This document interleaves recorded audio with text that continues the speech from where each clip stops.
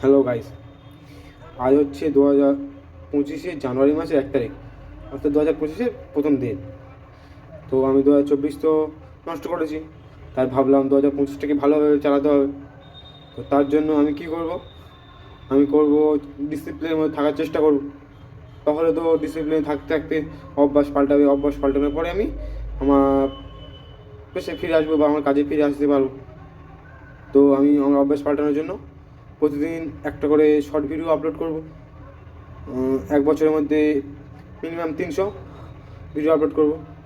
আর হচ্ছে এক মাসে একটা দুটো লং ভিডিওর চেষ্টা করব। এইভাবে ডিসিপ্লিনের মধ্যে থাকবো। প্রতিদিন একটা করে স্ক্রিনশট মারবো, স্ক্রিনশটের সেলফি নেব। এইভাবে আমি আমার টাইমের মধ্যে থাকবো, ডিসিপ্লিনের মধ্যে থাকবো। তো প্রতিদিন একটা ভিডিও আসবে, আপনারা পারলে দেখতে পারেন। ঠিক আছে, ধন্যবাদ।